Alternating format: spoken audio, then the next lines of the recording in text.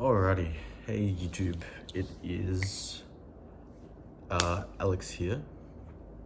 Kind of do a proper introduction of myself and kind of give you a run through of my fitness journey and then what I plan to release content wise coming up in relation to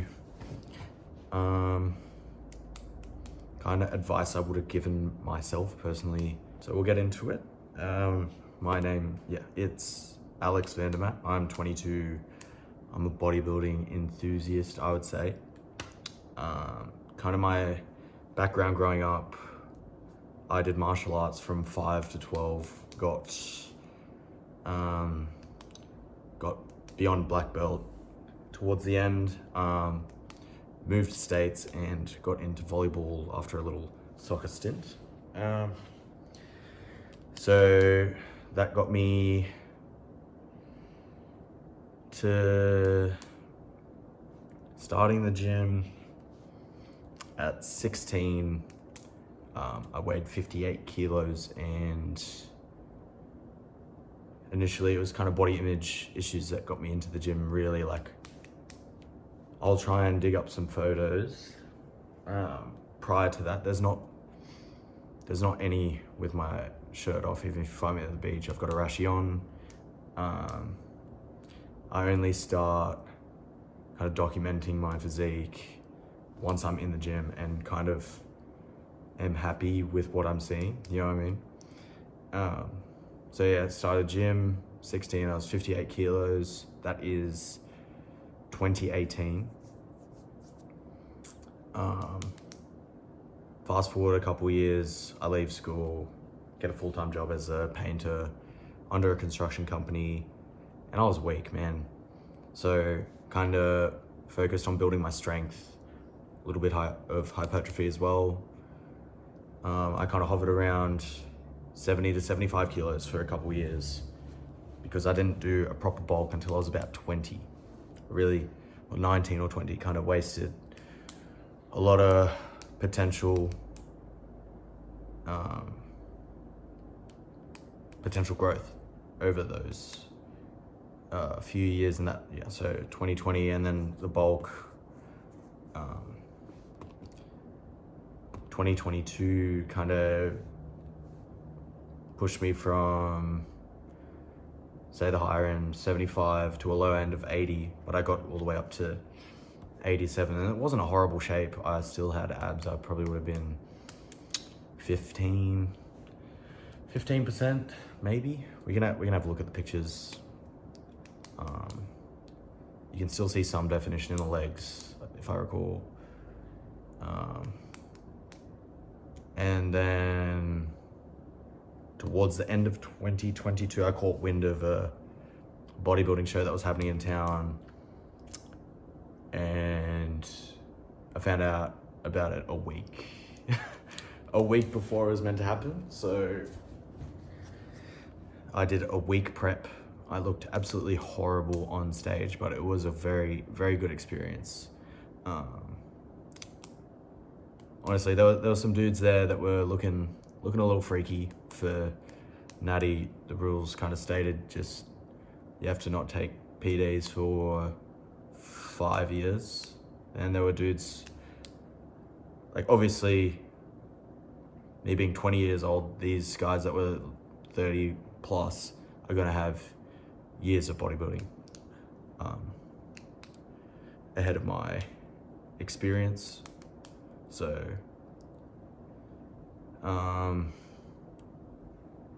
when I cut, so the week prep, and then I did continue cutting just after it to see how lean I could get. I got down to 68 kilos.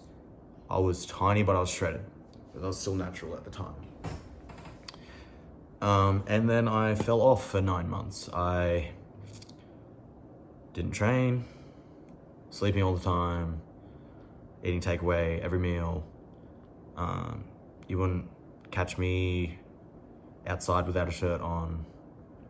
Like, it got pretty bad. I got up to, I'd say, about 90 kilos. they were drastic times. And I kind of sat with myself for a bit, and really just said to myself, because I'd always had aspirations to be a bodybuilder, and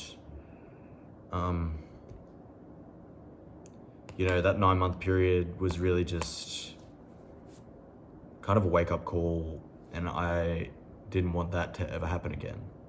So I'd been researching kind of bodybuilding, everything associated with it, PEDs, diet training, since I was about 17. Shout out Jeff Nippard, all those dudes, Greg Doucette, Derek, More Plates, More Dates, and just a lot of time spent just diving through information. And so I started a cut, I believe about August 2023. I lost 6 or 7 kilos in 2 months just by cleaning up my diet, training. Sleep was still not really great. I was getting maybe 4 or 5 hours a night, and that was like my average, just because I was working so often, about 60 hours a week for a while. So stress management was a big factor there as well. I had to really lock in on that. So I was about 83, 84 kilos at the end of that cut, which puts me at about November. I then began my first cycle of Test E, and it went great. I did have a coach initially for the mini cut, and it went well. I got down to 74. So that was a 10 kilo difference. But I was obviously, due to the enhancements, getting stronger. And the ratio of fat-free mass to fat mass, or muscle mass to fat mass, was a considerable change. So that was an 8-week mini cut, and then I maintained that for 8 weeks, lowered the dosage, and started another bulk, which took me back up to 84. Now this 84 was definitely much better looking. I can do a little comparison here. It was like just 9-day difference, and I've just started. It's the first week of the mini cut. It's gonna be 4 to 6 weeks shorter this time. I've been in a health phase for 6 weeks now, and I'm feeling great. I just went cold, I didn't tape it down to the calories, so that the initial few days were just really getting to me, but it's now mellowing out, which is good. So I'll be able to I've dropped, I'd say, about 1.5 kilos. I still need to find my scales as I've just moved. And that kind of just explains my fitness journey and kind of where I'm up to now. And looking ahead, obviously, after this mini cut finishes, I'm gonna reassess, get some bloods done, and the plan is, if everything's good to go, I'm going to do another 4 to 5 month bulk. Really just try and squeeze out as much as I can, and maintain again for another month or 2. Make sure I'm healthy, and then start a bodybuilding prep, aiming for a show end of 2025. I'm really excited. It's gonna be great. I really want to bring a good package, and obviously I want to win.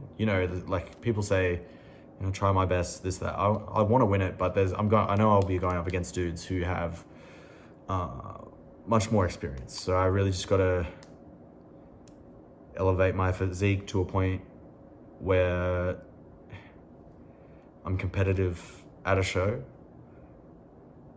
work on posing, and be lean enough where I can be lean enough early enough, do a practice peak, reevaluate, peak again. Anyway, I plan on releasing a series of videos here on YouTube, kind of going a bit more into detail on what advice I would have given myself, kind of in 3 parts. So there'll be different chapters, so to speak. Chapter 1 will cover the first 2 years, chapter 2, the next 2 years, chapter 3, etc. So I'd say that we could do maybe 3 videos a chapter, or more. It's not necessarily limited, obviously. Kind of the first 2 years, you know, you want to be in the gym, eating and training. Just simply, you're gonna make some gains regardless of how optimized your entire setup of eating, sleeping, and training. You know, you don't need the most optimized split. You don't need the most optimized diet. You just need to pick high protein foods and enough calories. Not necessarily, and obviously, if you are locked in from the beginning, you know what I mean? Like, you sit down, you have the most optimal high frequency split, you're training your compounds and accessories with progressive overload from the start. You show up, you don't miss a day, you take your rest days, and you know, you're obviously going to see far more gains than if you just initially, you know, are putting your toes in the water, getting experience in the gym. You're obviously going to see more gains if you are 100% dedicated from the beginning. The thing is, you don't want to burn out like within the first few months. The name of the game is to be in the gym for years, progressing. And obviously I don't have the most insane physique to be saying this sort of advice, but I'm imagining it as I'm giving the advice to myself, just my younger self. And that's what I would have initially said, because I'd say my first time in the gym was at 16. However, so that gives me 6 years of being in the gym, but consistent, like, diet and training would be 2 years, 2 to 3. It's, and obviously the first few years were spotty. I did get a girlfriend at the time, and as you do, you know, you want to spend time with them, and you sacrifice things to do that. Should I have given up the gym? It's not necessarily something to say, because, you know, at the time I'd chosen to spend time with her rather than kind of elevating myself. But you can't look back on that and say that it wasn't worth it. Everything's a lesson. And then the middle 2 years, kind of advice I would have given myself there. We can dive into it, obviously, in the coming videos. Optimizing your training, still being in a surplus, which is, obviously had only just done within that middle 2 years. But you can kind of look at your training frequency, volume, ensure that you're in progressive, ensure that you're progressively overloading on your exercises, bring up intensity, you know, training intensity, And chapter 3, this is where I stepped into the realm of enhancements. So I had decided that to optimize my diet and sleep, obviously. This can happen at any point. However, it was more important, not necessarily more important, but it had to happen as I had decided to become enhanced. Developing healthy routines, bed at the same time, faster cardio, and kind of something that I'm still not necessarily preaching, but is a tenet of mine, is I want to keep the PD exposure low or minimal for as long as possible. I want to glean as much as I can from a lower dosage.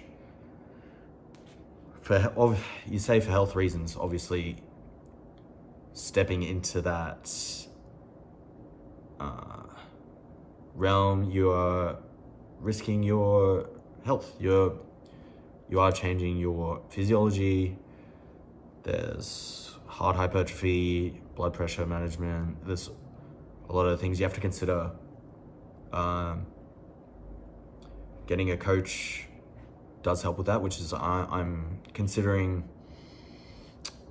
doing again, because I do want to win the coming show next year. So definitely for prep I'll be getting one, but I'm just considering for this off season. So if and when I do get a coach, they'll be able to bring other insights with their personal experience in bodybuilding. And that kind of covers kind of the video for today. Let me know if you want to see any sort of content, or if you have any questions, I may be able to answer them or pass you onto a video or someone more inclined to give you the correct answer. I have no medical experience, so don't consider my advice for any sort of enhancements as anything concrete. It's just my personal experience, and same goes for diet and training. But yeah, if you have any questions, just leave a comment and I can get back to you guys. Catch you in the next video.